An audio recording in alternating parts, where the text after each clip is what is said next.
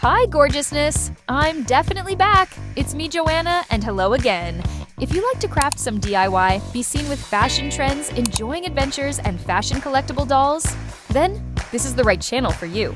Now, let's have some blast and start creating.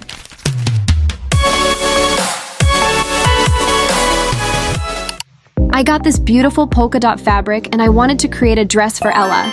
Before we start our project, I did a little research about where polka dots came from. A long time ago in Europe, people thought dots on clothes were unlucky or even looked like someone was sick. Yikes. But one day, someone had a smart idea. What if we make the dots neat, even, and super cute? And just like that, boom, polka dots became a fun fashion trend. Today you can see polka dots on fancy fashion runways from big brands like Balenciaga, Armani, Jacquemus, Dior, Versace, and Chanel. Isn't that amazing? Definitely a fun fact. Now let's get creative and start our crafting. Woo! Now we need a fabric of your choice, a sharp scissors for fabric cutting. Parents should supervise for children aged 10 below, as we don't want some accidents. Guess what? I made my own polka dot patterns, yes, with my very own hands. They are cool and easy to follow. Then, I cut the patterns into smaller pieces, so it's super easy to pin them onto the fabric. Like a puzzle, but way more fun, and no missing pieces. Inside the patterns, we have different parts of the outfit. There's the front piece for the top, called the bustier, the side parts, the back, the hips, and the skirt. All the pieces come together like a fun clothing puzzle. And the best part? I'll be sharing these awesome patterns on our website. Check it out. And here is Ella Baxter, our doll. She's super pretty, by the way. She looks amazing, and guess what? You can even get your own Ella doll on our website. I'll share the link for you in the description. I picked Ella to be our model for today's video because her soft, long pink curly hair and slim body look perfect with our polka dot dress. Hey there, gorgeousness. Just a quickie. Do you love awesome stuff? Well, guess what? We've got a super duper website that's just waiting for you to explore. We've got some seriously cool stuff on our website, like doll clothes. Plus, we've got collectible dolls that are just waiting to be your new best friends. So what are you waiting for? Come on over to our website, let's have some fun, and spread the love to your loved ones. Now back to the show.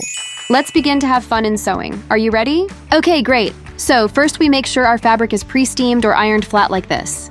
Then I fold the fabric so the nice sides are touching each other.